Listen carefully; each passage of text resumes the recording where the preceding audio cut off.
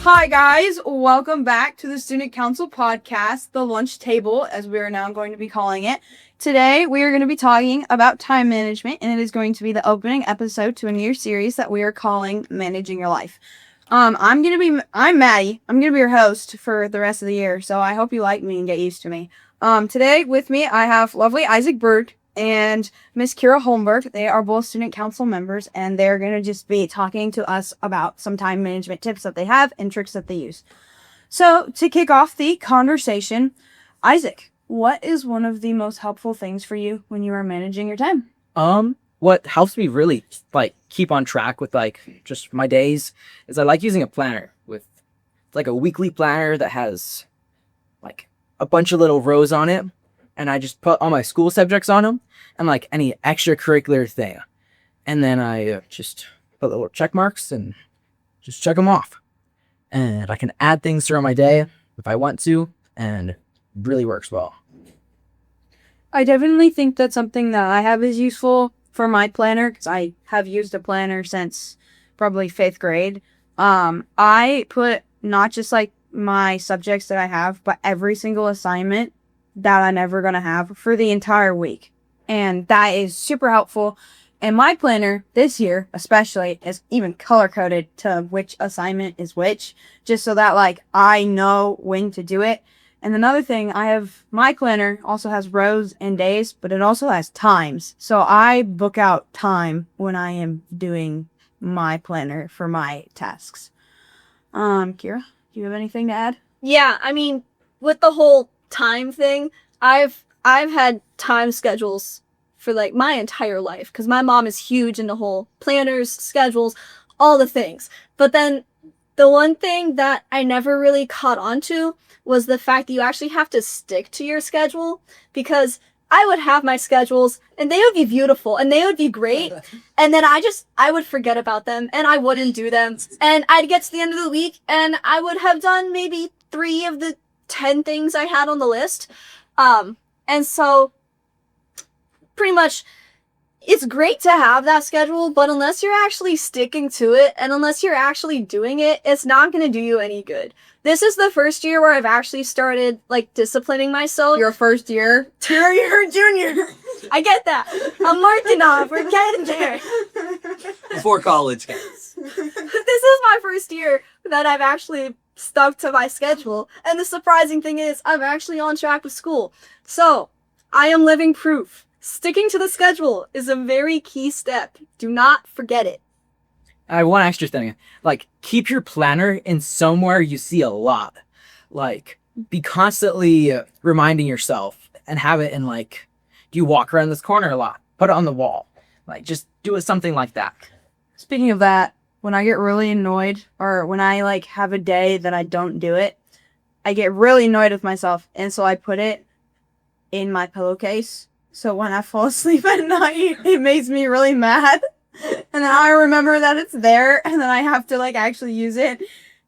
Do I take it out of my pillow and throw it on the floor at night? Yeah, I do. But I remember, hey, you have a planner, you have a plan, you have a schedule, do your schedule, stick to it. Anyway, going along with that, what is one way that you have found to be really helpful to sticking to your schedule and just keeping you accountable? Not necessarily accountable, but a way that you have stuck to it. Something that helps me stick to it is going to bed earlier, so that I have more energy. I'm more productive that next day. And one way to really go to bed earlier and help yourself with that is, per se, you're gonna go to bed at want to be in bed at 10, and you want to get ready at 9:30. Get ready at 9, so that you're actually in bed by 10. That's good advice. I think one thing that has really helped me, which I used to hate, but my parents put downtime on my phone. And for those of you that don't know what that is, it pretty much limits what you are and what you're not allowed to do on your phone at a certain time. And mine was always 10 p.m. And for the last few years, it has always been, okay, my phone time is done. I have to go to bed now. Like, if I was not in bed by 10, something happened. Like, there was no point in staying awake. It was just kind of a good, like, accountability. Like, hey, why are you in bed right now? You have nothing to be, like, you have nothing to be awake for. You're not even talking to anybody. You're just awake. You're gonna be dead in the morning if you don't go to bed. I think that that has been helpful for me. Do you have any, like, tips? How have you stayed stuck to your schedule? Like, how have you stuck to your schedule? Well, now that I'm finally sticking to my schedule this year, it's actually mostly due to my parents. So, this year my parents have gotten a lot more involved. So every year they will sit down with me at the beginning and we will make a full year plan of all the subjects that I want to get through and kind of a weekly plan throughout the year of which chapters I need to get done, just super broad based. And then for the first couple weeks, they will sit down with me and they'll actually make that planner with me and they'll like help me figure out time blocks, help me figure out how long can I actually sit down and focus on this subject for one period of time, or when do I need breaks, or is this time frame of when I'm working actually realistic? Like, am I gonna work from 8 a.m. till 11 p.m.? No, I'm not. That's not happening. And so they'll sit down and they'll just give me a little reality check of, hey, this isn't realistic. You gotta make it easier.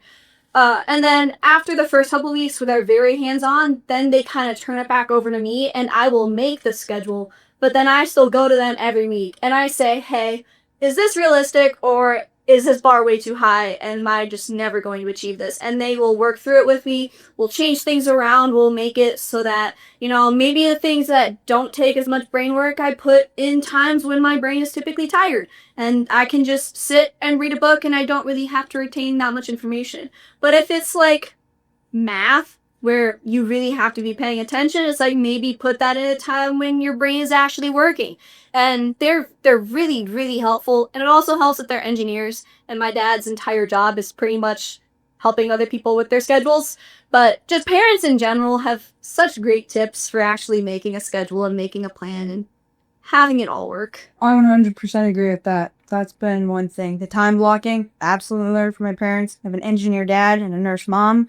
So schedules mean everything to my family. And math is a really good example of that. When I was younger, I got really behind in math. I thankfully caught up now. I'm ahead going to engineering school in a few months here. But time blocking was really great for that. Like, just when your brain has extra power and the energy to do those harder subjects is when you need to do them. And even if you hate that subject, like I hated math up until probably 2 years ago. Like, geometry was the dying point for me. I was done. I was ready to die. But I blocked time off for it and made time for it and I got through it thanks to my dad. And I did it in the morning because that was when it was really helpful, between the hours of 8 a.m. and 10 a.m. So. And I have one extra thing on this topic. Give yourself grace if you don't get like a deadline or like make your planner. If you don't go to bed on time, give yourself grace. It's not the end of the world if you miss one day. You're going to die, actually. Yeah. You're done. You're done. No more. But also, like, use those examples of when you messed up to give you motivation to do better in the future. Don't just keep making the same mistake over and over and over. But definitely give yourself grace for one or two. It is a very hard cycle to get into, but once you do get into it, like, you will always thank yourself for that. And going off of that, what are some ways that you guys have been able to stick to your schedules and not burn out? What I like to do is I like to take breaks. It could be like 5 minutes. It could be like 15 minutes. Just do something that takes your mind completely off. Don't do something like a YouTube video. That'll just distract your brain more. Could it be like a hobby? Read some of your book that you're reading. Do something just that isn't school. Go for a walk. Something. Yeah. For me, it's a lot of prioritization to figure out what tasks are actually important and what actually needs to get done and what's something that, maybe I can do without. Maybe it doesn't actually need to get done. Like, do I need to practice piano for a full hour or can I do it for 45 minutes? Things like that. But also, in order to do that, there's this really good example that I've heard a few times. So imagine you have this jar, and this jar is pretty much your life. And whatever you put inside this jar is what you're doing with your life. So you have all these rocks, and all these rocks are the things that you like or things that you have to do. So like spending time with your family, hanging out with friends, doing schoolwork, all of these things. And there's these big rocks of really important things that you absolutely cannot miss and you cannot do without. And then there's these little rocks that they're good and you enjoy them and they're good to have done, but also maybe not as important. So if you take all of those little rocks and you put them into the jar, and then you try to take these big rocks and put them in after, you're going to run out of room. And you're not going to have space and time to do all the things that you want to do. But if you take the big rocks and you put those in first, and then you take the little rocks and you fill in the space around, you'll actually find you have a lot more time and a lot more energy to do all of the things you want to do. So like for me, I found if I don't have enough people time, then I physically can't focus on school because I'm a very extroverted person. So I have to make sure that I am seeing people and engaging with people regularly because otherwise my brain will be distracted the whole time doing school. When am I going to see my friends next? When am I going to be able to talk to people outside my family next? And so, like, time with friends is a very big and important thing for me. So I make sure to prioritize and make time for that. But then, smaller things, like, I don't know, oh, there's this movie I want to watch. Well, maybe I don't watch it this month. Maybe I'll watch it next month. Just making sure you have those ideas in your head of what's actually important and what's something that would just kind of be fun or interesting. And if you want to hear more about that, we're going to put a video in the description with a probably better explanation than what I just said. I think also something that's really important to remember is that, like, yes, there are priorities in your life, but taking time to do those little things that you do love is not wrong. Like, as long as you are getting your stuff done to the extent that you need it done and that it's satisfying and, like, you are hitting your deadlines, you're doing good, there's nothing wrong with saying, hey, I'm going to take a break for this one day and I'm going to go watch this movie. Or you can be like Kira and not do your planner for all of your school years. But that's not the lifestyle I would choose. But I think it's just important to, like, remember those little things and kind of going off of what Isaac said, those can be breaks. Like, those are your mental refreshing break moments. Like, they can be. And something that's really helped me is, like, classes, like the scheduling of my classes. This is something that's harder to do in homeschool a little bit, but when you get a little bit older, you start taking more actual classes, like with time frames and whatnot, it's a lot easier to time block it, and I like to block off my break time. I have specific times to decide to do things that I like that are more little things that don't necessarily need to happen, but are healthy to happen for me to function, if that makes sense. So, ending on all the things that we've heard today, just wrapping everything up, what we've learned is that time management is a very vital skill that is so helpful in life. And it is not just for school, but it is a skill that you'll be using for the rest of your life. So, it's very important to learn.